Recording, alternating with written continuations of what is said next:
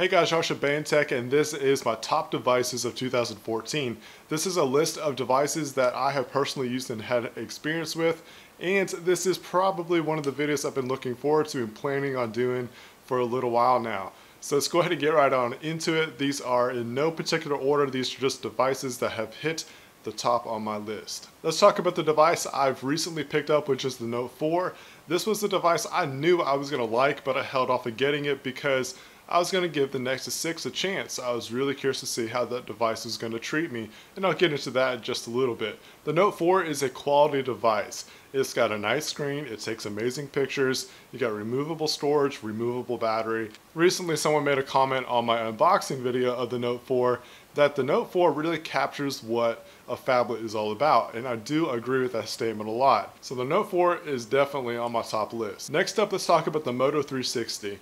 The Moto 360 was not one of the first Android Wear watches that came out. I held off on getting the LG G watch and the Samsung Live because it just kind of looks like a toy to me.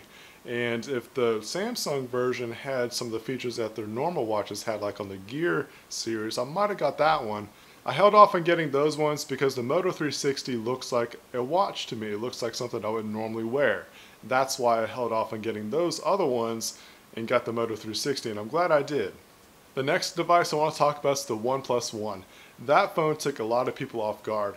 It wasn't something that we really knew about, but once it hit, everybody was biting at the bit to get it. There were so many upset people about this device. I've never seen a device make people so angry, like it was just bad. It's definitely a device worth getting.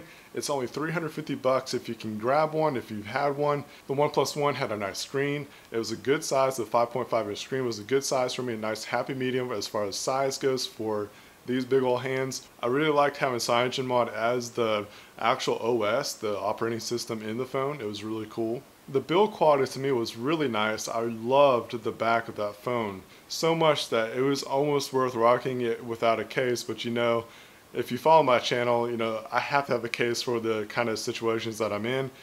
But I was able to find a case that actually resembled the back, and it actually did really well. I liked that one a lot, and I was glad to find it. But it's the first device that I really wanted not to have a case on it because the build quality was so nice. Another device that really took me off guard this year was actually the iPhone 6 Plus. When they kind of talked about it, when some of the releases came out, the news, I wasn't really thrilled about it. I'm like, yeah, it's going to be a stretched out iPhone. Nothing new, nothing impressive to me. But when I got it the first time, it was actually from my wife. She's the iPhone user. I'm the Android guy. That it just was too big for her, and we just ended up sending it back. Second time around, I got one off of Craigslist for a pretty good price.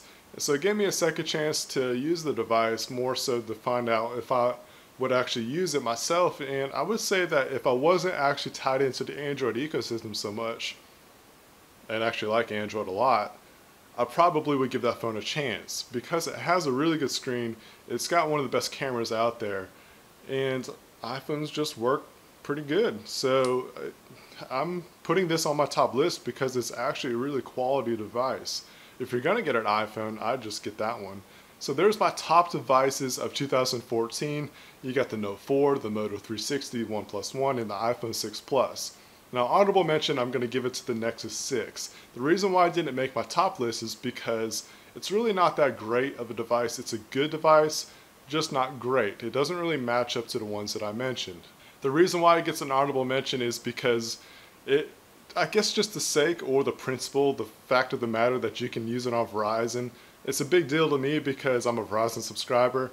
It's pretty cool to be able to use it on Verizon, but the phone just wasn't that good. It has some really nice positives about it, but the negatives just kind of outweighed the positives to me, and if you want to see my full review, I'll leave a link down below. A couple other devices that I could say would be an honorable mention that I didn't get to actually use as a daily driver would be like the LG G3. That phone is actually really good. It's got a nice screen, really good camera. Those are the things I care about in a device. Another watch that I would actually take in consideration of getting is the Asus Zen watch. That watch looks like a real watch. It looks like something I would normally wear. So there you have it. There's my top devices of 2014.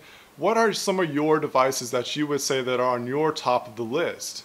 Give some reasons why down below in the comments. I'd love to hear what you have to say. 2014 was definitely the year of the smartwatch. I can't wait to see what happens in 2015 with other devices that come out. We'll see what makes the list next year, so definitely subscribe so you see that video when it comes out. Subscribe to this channel for a lot more content coming out in 2015. I got a good feeling about 2015. It's going to be a really good year. I can't wait to see what it has in store. Thank you guys so much for watching. I'll see you guys next year.